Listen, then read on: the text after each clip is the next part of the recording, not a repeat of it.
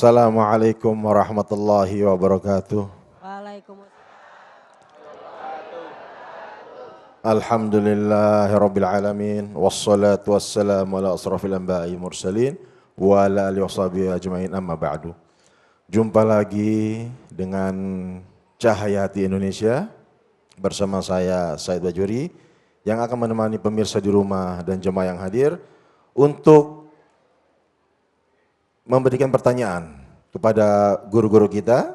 Ada Ustadz Wijayanto, Ustazah Lulung Mumtazah dan Ustadz Azhari Nasution dengan tema Sikapi Wabah dengan Istighosah. Jadi ibu udah pada dengarkan tadi penjelasan. Jadi jangan takut sama wabah corona, tapi takut hanya kepada Allah Subhanahu wa taala. Paham ibu ya? Oke, langsung siapa yang ingin bertanya? Siapa? Ada? Saya tunjuk aja ya Pak ya, biar adil. Ya silakan Ibu, sebutkan nama dan kepada Ustadz siapa. Assalamualaikum warahmatullahi wabarakatuh. Waalaikumsalam warahmatullahi wabarakatuh. Perkenalkan, nama saya Ibu Ence Sugiyarti dari Majelis Taklim Al-Ihsan Komplek Pertamina Pondok Ranji. Ya. Saya akan bertanya kepada Ustadz Wijayanto. Iya. Saya Wijayanto dari Jogja. Ya.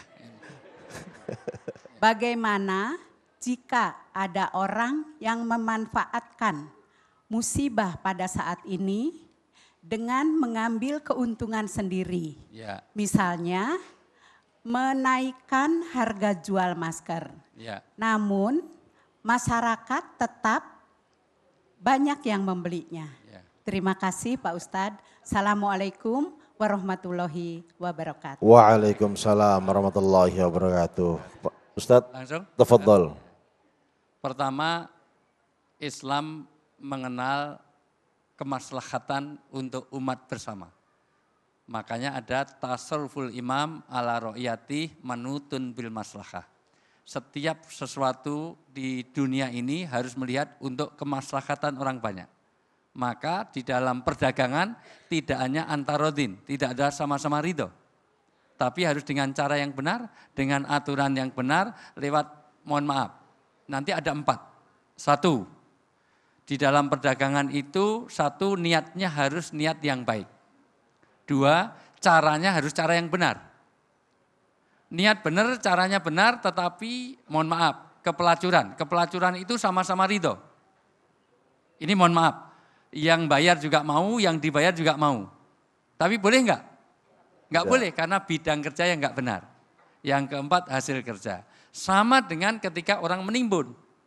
Menimbun itu yang beli juga mau karena memang enggak ada yang lain. Tetapi diatur. Tidak boleh menimbun, maka sejak zaman Rasulullah tidak boleh menimbun. Karena rezeki yang diminta tadi untuk mencari keberkahannya. Keberkahan itu kalau bisa memberikan hajat bagi orang banyak. Jadi pertama, boleh orang itu menaikkan tetapi dengan harga yang wajar. Itulah pentingnya pemerintah supaya tidak ada nanti perdagangan bebas. Bisa saja Bu, perdagangan bebas itu kalau punya modal nanti yang kaya makin kaya, yang miskin makin miskin. Bisa saja semua minyak yang masuk di Jakarta semua saya beli, tidak ada minyak keluar. Nanti saya jual seenaknya. Enggak bisa, itu diatur oleh negara.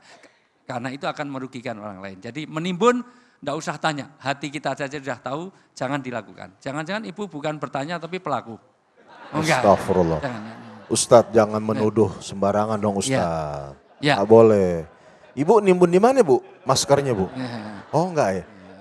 Ibu udah jelas, jadi enggak boleh. Oke, ada selanjutnya? Oke, silakan Ibu. Nama dan kepada siapa Ustaz? Assalamualaikum warahmatullahi wabarakatuh. Waalaikumsalam Warahmatullahi wabarakatuh. Terima kasih. Nama saya Ibu Neneng dari Majelis Taklim Salsabila, Kampung Ceger, Jurang Mangu Barat. Pak Ustadz Azhari Nasution, saya mau bertanya, jika ada seseorang mengalami sakit parah dan sudah menahun, sering mengatakan ingin mati saja, bagaimana cara menyikapinya?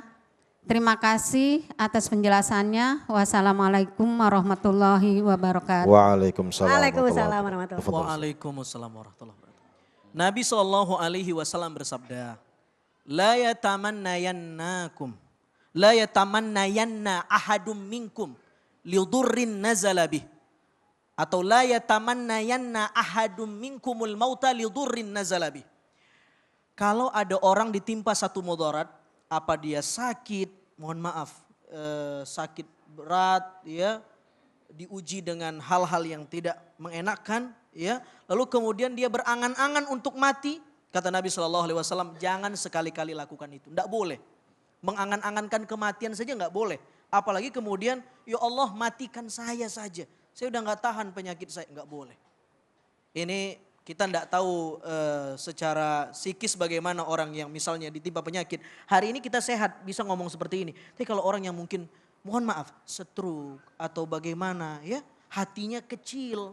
Dia merasa sudah tidak dianggap oleh keluarganya, anak-anaknya. Boleh jadi ini terucap. Tapi kita perlu sampaikan hadis Nabi SAW. Jangan sekali-kali mengatakan seperti itu. Kalaupun sudah terlalu keras hidup ini, ujiannya, katakan kata Nabi SAW doa seperti ini. Allahumma, sama-sama Allahumma. Allahumma Ahyini. ahyini Makanatil hayatu. makanatil hayatu Khairan li. khairan li Wa tawaffani. wa tawaffani Idza kanatil wafatu. idza kanatil wafatu Khairan li. khairan li. Ya Allah berikan saya potensi untuk hidup. Kalau memang hidup itu lebih baik buat saya. Tapi kalau memang kematian lebih baik buat saya, wafatkan saya dalam cara yang baik pula. Ah, ini doa yang dianjurkan oleh Nabi SAW. Enggak hafal Arabnya, hafal aja maknanya, enggak apa-apa. Ya Allah berikan saya, panjangkan umur saya kalau memang hidup itu lebih baik buat saya. Atau wafatkan saya kalau memang wafat itu memang pilihan terbaik juga buat saya. Mudah-mudahan bermanfaat. Jadi kalau sudah terinfeksi corona, enggak usah bunuh diri.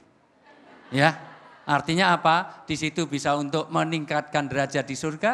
Di situ untuk melebur dosa-dosanya supaya nanti tohir. Karena bagian orang yang sakit itu bisa melepas dosa. Dan ya? amalkan doa yang tadi. Ya, amalkan doa. Tapi Nggak usah bunuh diri, toh nanti mati juga. Ya. Astagfirullahaladzim. Enggak, maksud saya lama-lama. Maka usaha untuk itu penting. Karena usaha itu bagian meningkatkan derajat di surga. Maksudnya Tapi gitu. Ustadz banyak kejadian seperti itu Ustadz. Ada yang bertahun, menahun, sakitnya kayak contoh stroke. Banyak kepengen yang mengakhiri hidupnya. Dan Nabi udah kasih nasihat, Masya Allah ya, luar biasa. Iya.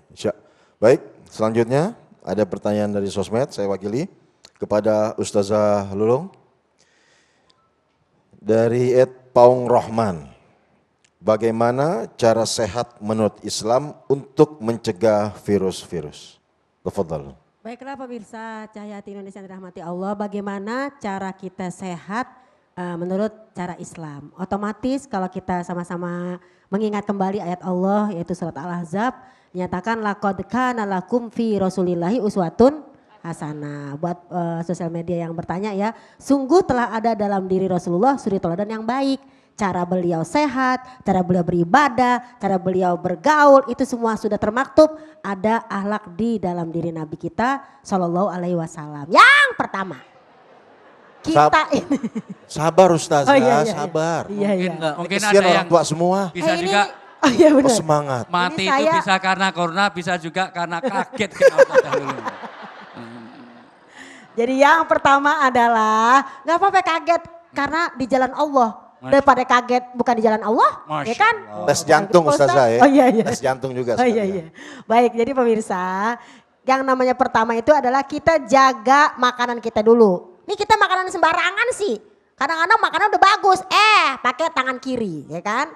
Dan kedua, jaga cara tidur kita seperti Rasulullah juga. Karena itu cara Islam. Kita cinta sama Nabi ya, kita ikutilah apa yang kita cintai. Karena apa? Man ahabba ila sayin, barang siapa yang suka kepada sesuatu, aktsara min zikrihi. Lebih banyak menyebutnya. Cinta sama Nabi, ikutin apa yang beliau ajarkan kepada kita. Makan, Ya kan? tidur. Hah? Tidur. Makannya, tidurnya. Masuk kamar mandi, jangan lupa pakai kaki kiri, jangan kaki dua-duanya. Ya, ntar jatuh. Ya. Loncat itu Ustaz. Doanya doa juga. Doanya tentu saja sudah diajarkan oleh guru-guru kita. Allah maafini fi badani, sehatin badan kami dan seterusnya. Mudah-mudahan barokah. Amin. Karena kita semua kumpul di sini cinta sama Nabi, amin. Rasulullah insyaallah. itu mau tidur, mohon maaf, mau tidur saja berwudu loh.